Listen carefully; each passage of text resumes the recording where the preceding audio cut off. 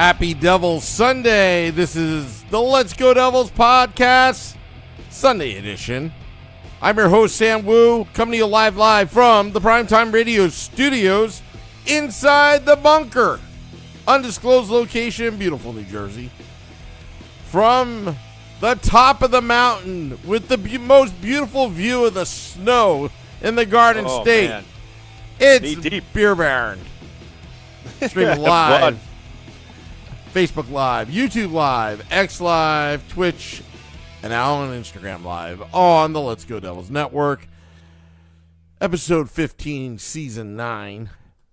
Season 9, wow. And here we are. How's the snow over there? It's a little backbreaking. When I was just telling Sam the story offline here of how my snowblower decided to die. And it died after one pass, just like one pass right at the end of the driveway.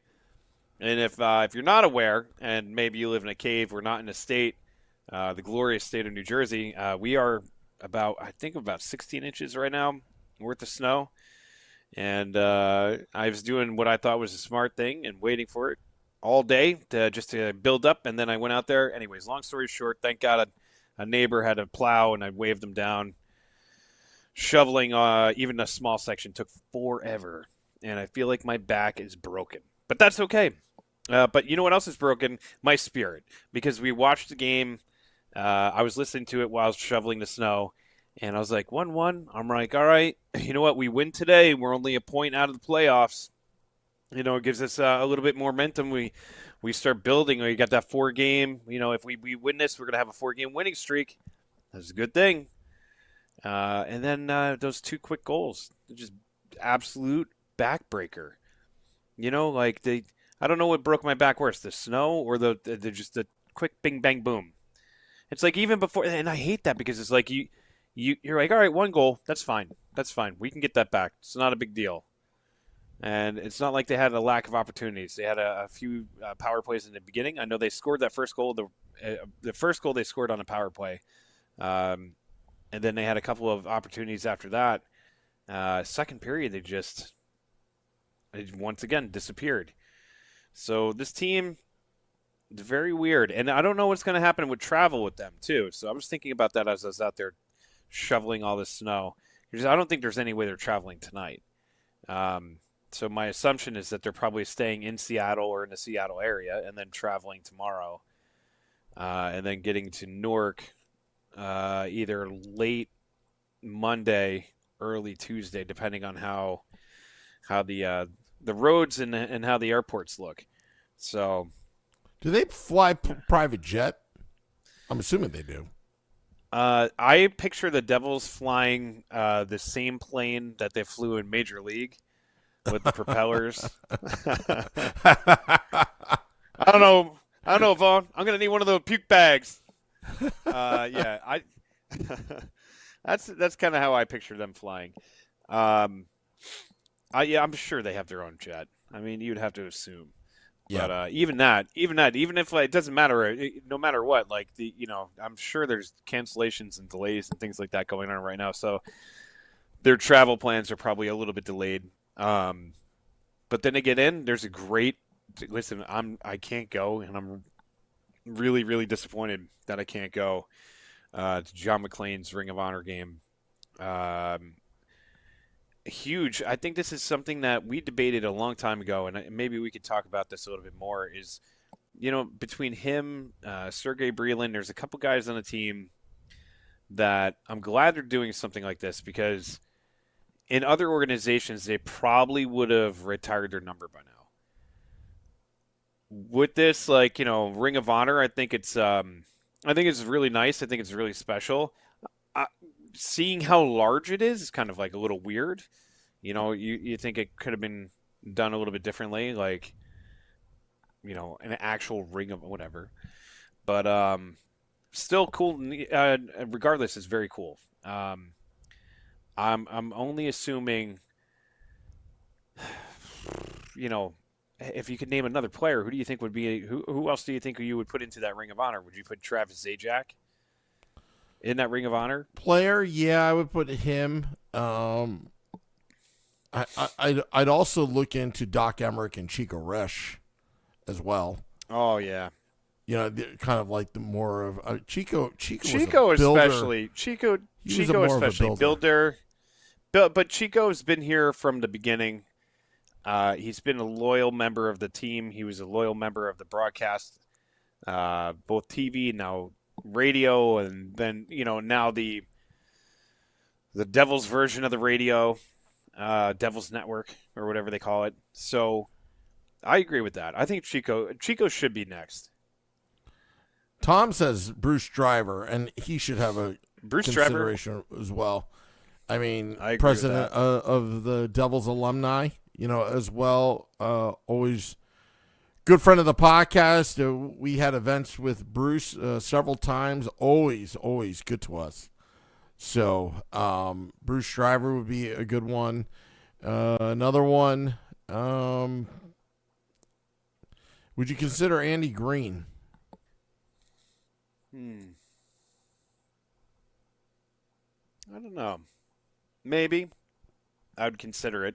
I'd do Zajac over Green before that. And how many? Listen, and I know. There's you guys already did the podcast today twice, or you already did the podcast today twice. The pregame, postgame, 3 times if you had the morning woo. If you did that, so this is my 4th. So this is your fourth go around in front of a microphone. I know there's a lot of people that are watching the NFC Championship game right now, which it's a pretty close game. It's a pretty close game. Last time I checked, the score was 31-27. I know there's a lot of people that are just like bummed out about how the end of the Devils game came out, and rightfully so. It's like it's the team. If you look on paper, you're like, all right, well they've won 5 of their last 7. They're not bad. They were on a 3-game winning streak, but there's so many issues. So many. Bratt had what was going on with him? Yeah. He had one of those real uncharacteristic games. He had an uncharacteristic game. I know Nemec has been, and I've seen this in the chat too, by the way. Like, what's up to everybody out in the chat world? But I see that, Dubs is saying, end of the road trip, they wanted to get home. Horrible games for Markey, Covey, Nemo, and Bratt. And Bratt, like I was just saying, Bratt too. Yeah, like Bratter, like he's pretty. I don't know what kind of season he's having, because I don't know if he's having a good season or a bad season. But this kind of game is just makes you scratch. He can't find the net for the most part. Like, and again, ever since that hit that Ovechkin laid on him, he hasn't been, that guy.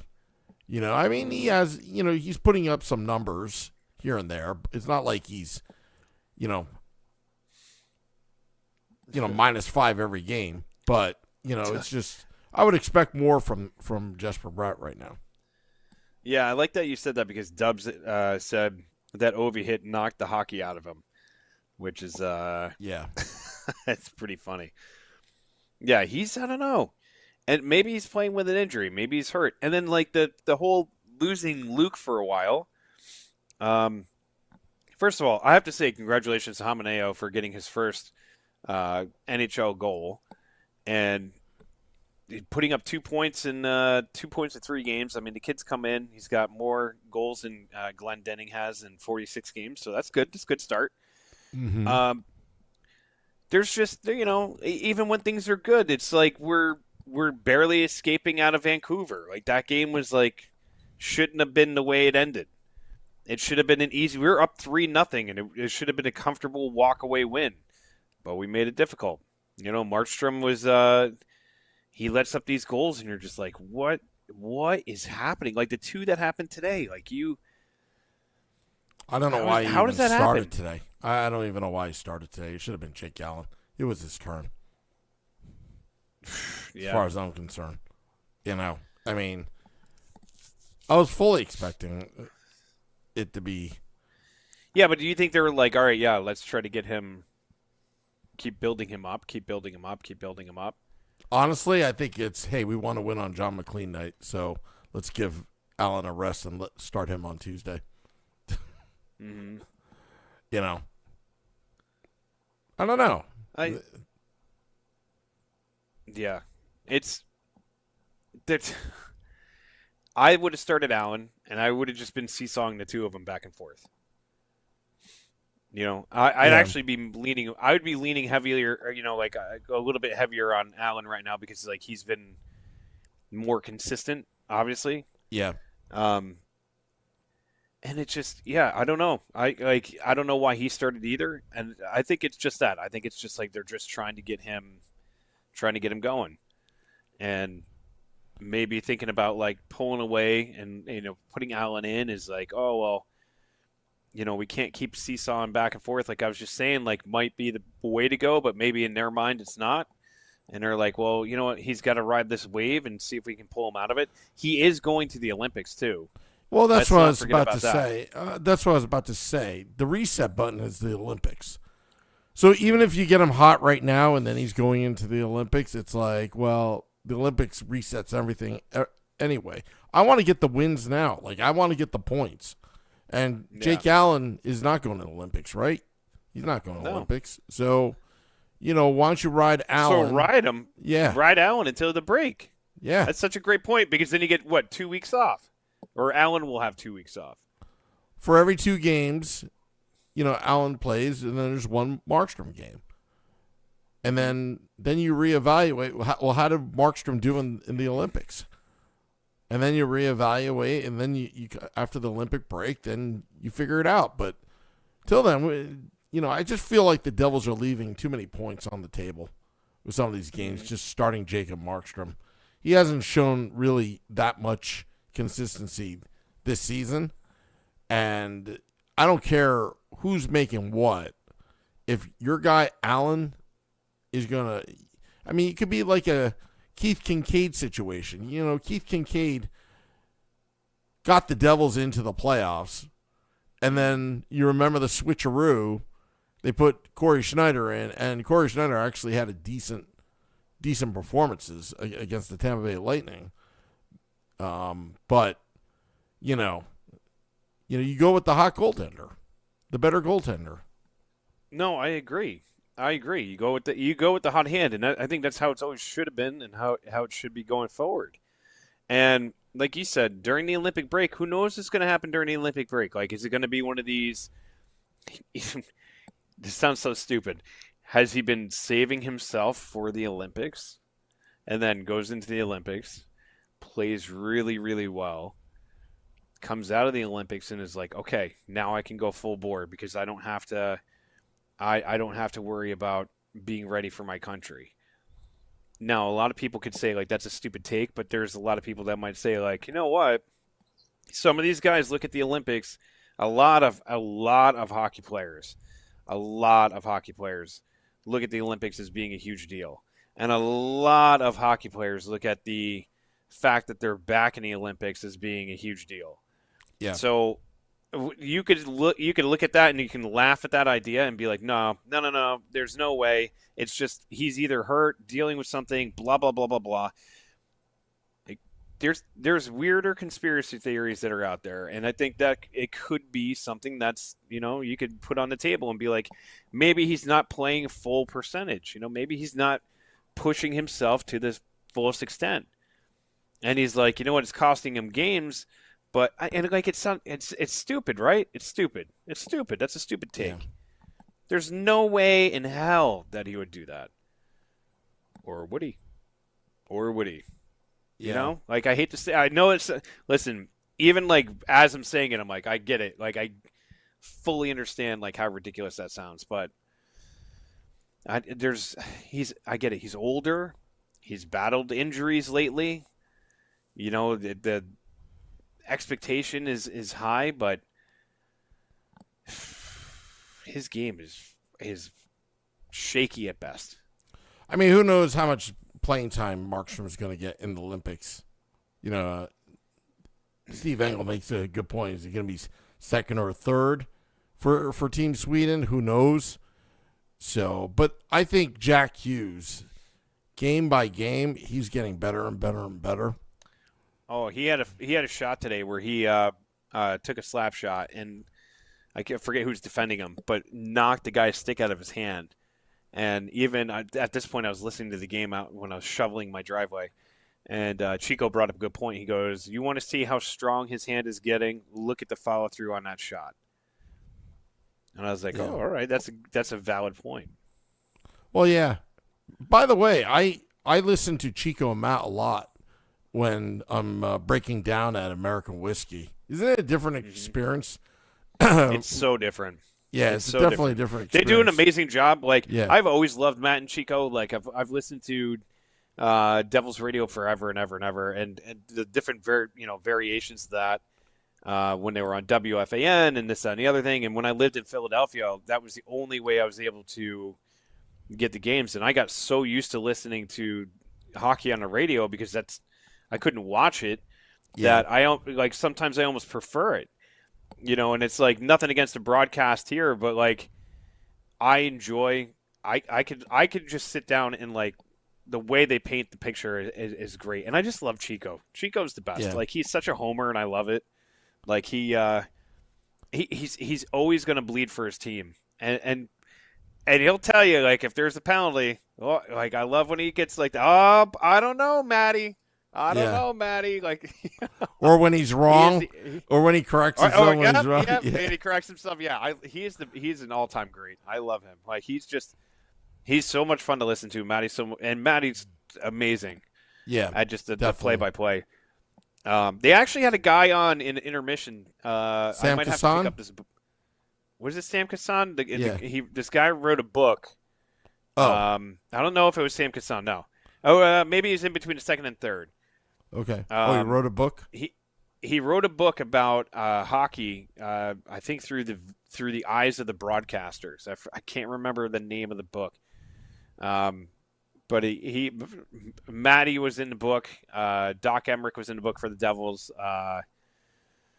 It was really interesting because from the description of it, I was like, it sounds like a really cool idea just to kind of get like all the different perspectives of like the broadcasting booth, because they were talking. He was like, "What is one of the craziest stories that you heard?" And he was talking about a story about how when the Carolina Hurricanes wanted to unveil their mascot, which I didn't realize was a pig until today, they had him in this like Zamboni, and the Zamboni was gonna like birth him out, right? He was gonna like jump out of the Zamboni, and like, well, they had like all this dry ice to like make smoke, and the carbon monoxide from the actual Zamboni.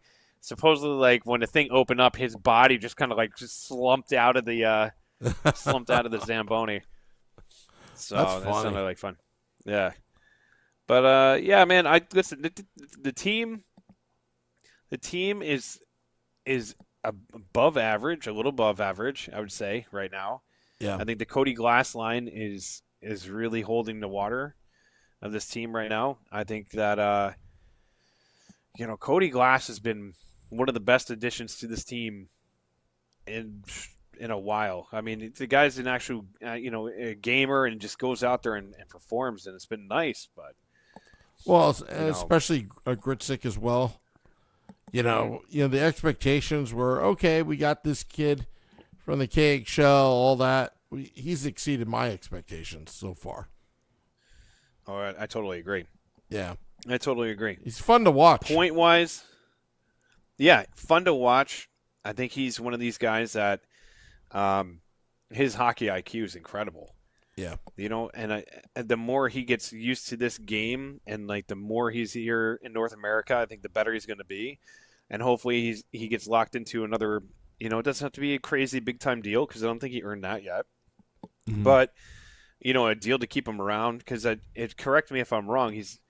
I don't know if he's a UFA next year or an RFA. Cody Glass? I think he might be. Not Glass. I switched gear to Gritsyuk. I don't know. I would assume he's. I'd have to look, but I don't. Yeah, I got to look that up. But yeah, it's there's bright spots on the team. It's just that the consistency has to be there. I think Jack, like you said, that's a great point before. Like Jack definitely doesn't seem like he's 100%, but he's getting there. He's getting closer and closer. I think losing Luke puts you kind of all the Dougie Hamilton trade rumors have kind of died down because you can't really do anything until you understand what's going on with Luke from long term. And there's rumors that he'll be back right after the Olympic break. Yeah. And there's also rumors that he'll be out all year. So there's, That's tough. And That's tough on Fitzgerald because you just don't know. Yeah. Well, I mean, it's how it always is, right? It's always one of those things where it's like, how many days he's going to be out, and you're like, well, it's either a week or maybe next year. It's like, what the hell is that? Jack, what happened to Jack's hand? He'll be back when? We don't know. Well, in like 5 months. He'll be back in 5 months. Is that wild that both brothers had injuries that were non-contact? One was off the ice, and one was on the ice. Like, one was against the glass, and one was not against the glass. I can't imagine Jack cutting himself. Yeah, I don't know. Who knows? Yeah. I mean, I don't care. I don't care either way. What happened. Like, what's done is done. It's just kind of curious how that all went about. Probably it's nothing. Oh, Dubs, thank you. Grits is an RFA next year. Okay. So that'll be interesting. Brat and Timo invisible. Timo, listen, we're close. What are we? A month and a couple of days away from March, where Timo Meyer becomes March Madness. Yeah. So Timo March Madness Meyer. So hold on. He'll get there. He'll start potting them in. But yeah, he's been it's frustrating there because his team can't score, and there's plenty of guys on his team that can score. Like Nico Hischier is leading the team in goals. Like, no, that shouldn't be. Yeah. Not when you have Timo Meyer. Not when you have Jack Hughes. Even Jesper Bratt. Like, the point production this year just has not been there. And it's incredibly frustrating. At least there's getting points from Glass, getting points from Brown. At least we're getting points in those places. Then you have guys like Cotter, Andre Palat. He's supposed to be a top 6, and I'm tired of bringing up his name, but my God, like he had like 3 golden opportunities today that he just could not bury. And it's like, why? Ay. I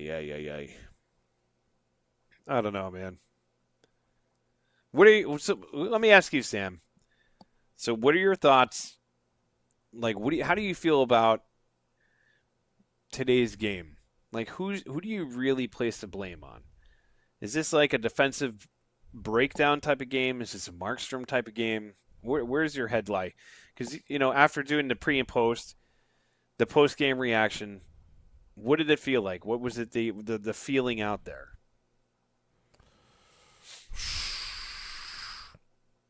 I mean, sometimes you just get beat by the better team as well. Mm-hmm.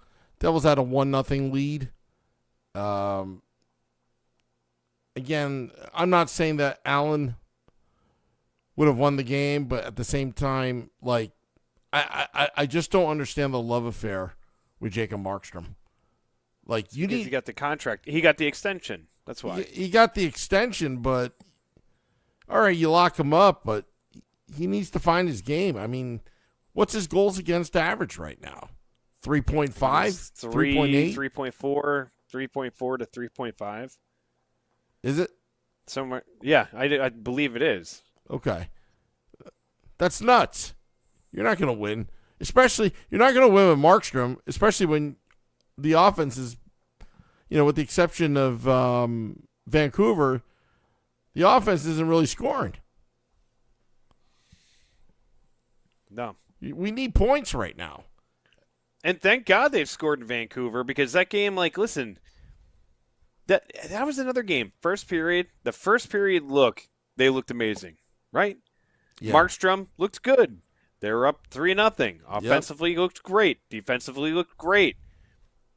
They go into in between periods, and I don't know if there's no adjustments or what the problem is, but it feels like the second period has become an Achilles heel. They come out for the second period and they are flat. There's no way that Vancouver should have been hanging that close. Yeah. There's no way. That game should have been blown out and done. In the back pocket, on to Seattle, see you later. Not like, whoa, we survived. Woof, that was a wow. What? The hell? What? No. Yeah. Not even close. They didn't play a complete game against Vancouver. Yeah, they got the win, which is nice, but they didn't play a complete game. And I think, again, it's like it kind of carried over in today's game, in terms of, I don't know, it just seems like, not, I'm going to say lackadaisical, but like there's just no pizzazz. There's no like punch, so to speak. Yeah, or that consistent just up tempo. Oh yeah, I want the forecheck. That forecheck, the forecheck, and like that just in your face grind like that whole time of just really being relentless.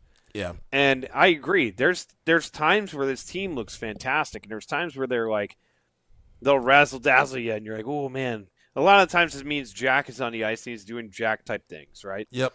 But then there's other times in the game where you're like, oof, this is super pedestrian. Like there are guys here they're here so they don't get fined, in the words of Marshawn Lynch. Yeah. Like it is really, it doesn't make any sense. That doesn't make any sense. And I think what gets frustrating as a fan is like that level of you don't know what you're going to get. Like even when they were up 3-0 in Vancouver, and I was super excited, I'm like, yeah, all right, we're up 3-0. I saw Vancouver score once, and I went, it's going to be one of these games. Yep. It's like you're snake bitten. Yep. It's like we're that dog that gets smacked on the head with a newspaper all the time, and anytime you take out the paper, I'm going to start flinching.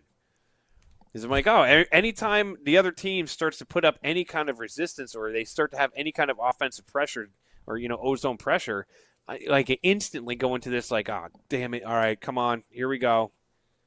Can we survive this? Can we get through this portion of the game without giving up 3? Oh, no, we gave up a goal. Okay, all right. Well, let's settle down. Let's get there. Oh, no, we gave up another goal. That's today. That was today. Yeah. Oh, my God. And that is just mind-numbing. Mind-numbing. Well, Tom says the last 4 minutes of that Canucks game summed up the season. I couldn't agree with you more. It's like, I mean, you couldn't even hit an open net. And I posted this on my X account. Like, Vancouver should just started the empty net. And I think that's part of the problem with the Devils' offense. Like, they're giving you an empty net, and you're like, how do you not score? Yeah. That's such a great point. But I feel like anytime we have an empty net, we can't score. That's never. But when we have an empty net, it's always a guarantee. When you're in the slot and you've got a wide open net and you're hesitating, thinking you need to make a pass, and then you lose the puck, it's just frustrating. Very frustrating. Yeah. That happened in that Flyers game, too. Konecny did that against Utah. Oh, really? Where they were up 3-0, and he had the same thing. He had an wide open net. He was over the blue line, wide open. They should have just shot it in, but I guess wanted to get closer. Got his pocket picked, and then Utah came back, tied the game, and then brought into overtime, won. It's there's a lot of bonehead, stupid things that happen, and it's like, that game didn't need to be like that. Today shouldn't have been like this. This team just gets it. They get in their own way. Yeah. And these mental mistakes, and there's 2 vital mental mistakes, and they don't just it's like they happen, and then they just oh, I don't know if they're dwelling on it, and then something else happens quickly. And that's the other thing too. Is Markstrom in his own head? Like, how are we doing? Like, what is? It's so frustrating. It's frustrating. I hope he finds his game. You hope it's not what? I hope he finds his game, Markstrom. Yeah, it would be great. Listen, when he's on, he can be one of the best in the league, and we've seen it. We've seen it. When he's on, he is the I'm coming out, I'm making these insane 15 feet out of the crease saves and then sliding easily back in and making this incredible paddle save, and it's like, wow. Like when we first got him before he got hurt in that Boston game, and I was like, yeah, hell yeah, this is why we got this guy.